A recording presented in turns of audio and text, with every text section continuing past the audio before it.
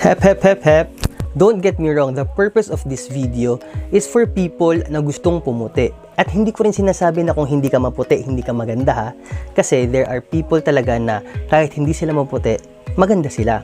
But, sa totoo lang, hindi ko talaga alam kung paano sasabihin ko. Kasi itong issue na to is very sensitive. Pero, sabihin na rin natin ng totoo. Kahit ako man, sa sarili ko, when I was in the Philippines, gusto kong pumuti. Kaya lahat ng nakakakilala sa akin, alam nila na sobra kong puti when I was in the Philippines. I also had my fair share of buying the mga pampaputi lotions, pampaputi sabon, all of that. And I wanna share to you guys kung ano yung mga most effective na pampaputi na na-try ko. So, without further ado, tara, gawin na natin tong video. Paano kaya? Ang mga paraan para pumuti. First, iwasan ang araw. Bakit nga ba kailangan iwasan ang araw? This is self-explanatory. Alam nyo naman lahat na kapag nasa ilalim tayo ng araw, di ba nakakasunog, masakit? That's normal kasi ang araw ay nag-i-emit ng ultraviolet rays. Ayan, di ba may pagka-scientific na tayo. Anyway, to cut the story short, ang araw is very, very damaging. Hindi lang siya damaging, but the sun is really harmful to your skin. Actually, nagkokos pa nga ito ng skin cancer eh. Paano ba tayo makakatago from the sun? Marami namang paraan. Pwede kang huwag lumabas ng bahay.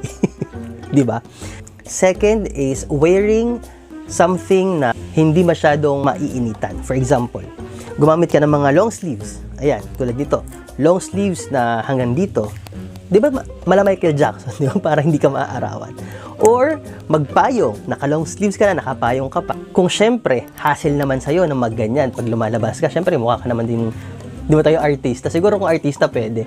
Pero kung tulad naman natin tayo na si mga simpleng mamamayan lang, paano nga ba? Ano ba dapat natin gawin? So, the good thing is, pwede tayong bumili ng mga lotion or cream na may SPF na tinatawag. Ako talaga, yung gamit ko is, ipapakita ko sa inyo, the Garnier Sunblock. Ayun, Sunblock. Guys, you always have to put something on your skin, the SPF 25, SPF 30, 35, but yung sabi ko nga, meron namang 50, bakit hindi pa gawin 50? Kaya ako, 50 talaga yung ginagamit ko sa skin.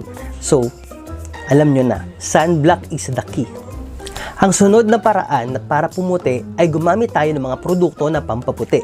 Gaya ng, first is sabon. Ang mga sabon na mga nagamit ko that time is, I tried this, CY Gabriel, yan, na-try ko yan. Medyo may katagalan, hindi talaga siya yung talagang abrupt yung change na makikita mo sa iyong skin. And then, I also used Likas Papaya. Ayan, di ba yung Likas Papaya naman, usong-uso naman yan ng time ko. That was the late 90s. Usong-uso yan talaga. Parang lahat na lang kami ay gumagamit ng Likas Papaya. Ang problema ko lang dati sa Likas Papaya, guys, alam nyo kung ano, medyo mahapdi siya sa sa skin. Ma-share ko lang din, para tumalab yung pampaputi mo na sabon, ang gagawin mo is, hindi mo agad siya pabanlawan. So, ang gagawin mo is parang papatagalin mo siya sa skin mo. Ganon. For, ako nga, Diyos ko, naalala ko yun. Kaya lagi na akong pinapagalitan sa bahay. Sasabihin nila, Diyos ko, ang tagal-tagal maligo ng batang to. Parang, anong bang ginagawa sa banyo? Kung ano-ano. Yun ang ginagawa ko sa banyo. Pinapatagal ko yung sabon ko sa katawan. Hanggang sa humapdi na yung mga kasukasuan, yung mga singit, yung mga siko. Kasi, guys, ang technique dyan is kuskus kayo ng kuskus for 30 minutes. And then we have the Kojic, yung Kojic soap nga, na na-try ko din, but hindi din ako masyadong satisfied. I don't know why. So medyo iba na yung skin ko, parang lalo na siya nagda-dry. Na-discover ko from my sister. Tapos, sabi niya, kuya, ganyan. Nakita ko kasi sila mag-jowa, ang puputi, ang gaganda ng kutis. Sabi ko, matry nga yun, yung Omni White na yan. So, yun nga, tirinay ko. And okay naman siya, yun ang gamit ko now. But, meron akong alam na talagang abot-abot kaya. And, nakakapagpaputi talaga. Sampalataya talaga ako dito kasi ito ang gamit ko when I was growing up in the Philippines. As in, from the very start ko gamit, nung adolescent stage ko. Perla. Ayan, yung perlang panglaban ng damit, yun ang gamit kong sabon for ilang taon din yun, ang tagal. Even nung dumating ako dito sa Italy, Actually, walang perla dito, but we have the Marseille soap, which is parang katulad rin naman ng ano, it's made up of coconut oil and papaya extract, something like that, which is, so nakakaputi. Ang reasoning ko dati doon is, kung ang perla na kaya niyang magpaputi ng damit, Diyos ko, what more pa yung skin ko kung hindi pumuti, di ba? And mega shout out lang sa aking mga pinsan from the Philippines, ang Ate Sheila, yan, Ate Olive, yan, sila, sina Hainel, yan, kayo ang nagturo sa akin ng perla, hindi ko makakalimutan. I was having problems with my pimples that time, tapos sabi nila sa akin, Utoy, ganun sa amin sa lugar namin, Utoy, itry mo yung perla, dahil ang iyong Kuya Jimwell, yun ang nakapagpatanggal ng kanyang mga tigyawat sa mukha. Hindi ko yun makakalimutan. And ang sabi niya, Utoy, itry mo nga itong perla na to, kahit panglabayan, maganda yan sa mukha. So ako naman nga, try ko nga, and guys, kutis artista ako nung bata, char, hindi totoo. Char lang. Pero yung sa mga nakakakilala sa akin actually, kitang-kita nila na talagang shining, shimmering, splendid ang kutis pag sa perla. Let's move on to the bleaching product. Ano naman ang bleaching product na na-try kong gamitin? Ito yung kasi yung chika nung mga panahon ko, si Chris Aquino na naman. Sabi nila, yun daw yung gamit ni Chris Aquino nung bata. Hindi ko naman alam kung totoo to, no? Kung yun talaga ang gamit na Chris Aquino nung panahon yun. And may nagsabi sa akin na yun daw ang gamit. It's called Etas. Ewan ko, pag nakahanap ako ng picture, ilalagay ko dito yung Etas. So, ginagamit ang Etas, ganito. Powder siya, tapos ilalagay mo siya sa isang platito or bowl na maliit na ganyan. Lagay mo ng powder ng Etas, tapos lalagyan mo siya ng agua oxinada. Imagine guys, lalagyan mo siya ng agua oxinada, so magaganon, may ano pa talaga ako, no? May sound effects pa talaga ako. Syempre parang mag-ano siya, mag-foam yung peg nun. And lalagyan mo siya ng kalamansi. Pipigaan mo siya ng kalamansi. At hahaluin mo siya ng kutsarita. So, i-apply mo ngayon siya sa mga dark spots. Eh ako, hindi uso sa akin yung mga dark spots. Ang gusto ko, all over my body. Buong katawan ko talaga. Ilalagyan ko talaga ng Etas. Pati yung singit-singit, pati sa kapwet-pwetan ko, pati sa lahat. Batok, itinin kasi yung batok ko, guys. Tapos, patatagalin mo siya, syempre, sa katawan mo ng, ikaw ang bahala kung ilang oras. Pero ako tumatagal talaga sa akin yun ng parang 1 hour. Pero guys, Etas is very effective. Totoo yun. Eh, lagyan mo ba naman ng agwa oxinado yung katawan mo pag hindi ka naman na-bleach? Medyo totoo nga siya.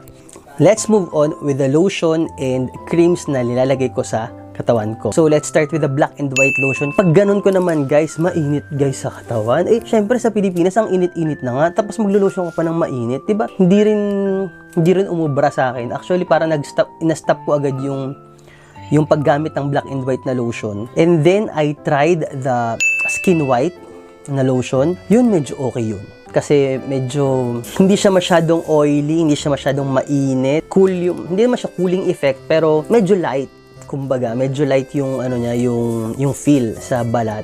And then, I also tried Silka. That time, hindi pa ako masyadong aware sa SPF ng mga churva, no? Ng mga yan. Tapos, I was just using products na napapanood ko sa TV. So, eto nga, Skin White, tapos Silka. And sa mukha naman, isa lang ang gamit ko, guys.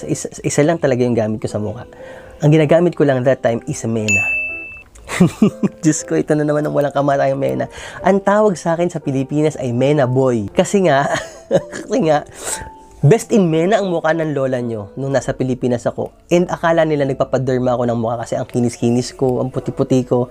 And that was the secret. It was just Mena. Magkano lang ang Mena dati na binibili ko sa Mercury Drug? Ayun nga, so how many times ba ako naglalagay ng Mena sa mukha? I just use Mena once a day. Bago ako matulog, yun lang. Ipapahid ko lang siyang ganyan. Ipapahid ko lang siya ng even sa mukha ko. And voila! And yun nga, pag gising ko sa umaga, fresh. Parang kailan lang. So last but not the least is glutathione. Ikaw ba? Nagluta ka ba? Kasi itong ate ko may kasalanan eh. Yung tita ko kasi, nurse siya. So sabi ko sa kanya, te, pwede ba gumamit ng gluta? Ito ang sabi ng ate ko and I can still remember her saying these words. Sabi niya sa akin, pili po, ipahid mo na sa mukha mo or sa katawan mo ang gusto mong ipahid. Basta wag na wag kang iinom ng anything na gamot para sa pampaganda. You know, until now, tumatak siya sa isip ko. Tumatak siya sa utak ko. And until now, hindi ako makainom ng pampaganda. And that's the reason. Hindi po ako nag-take ng kahit anong glutathione. Bakit ba ako gusto kong pumuti?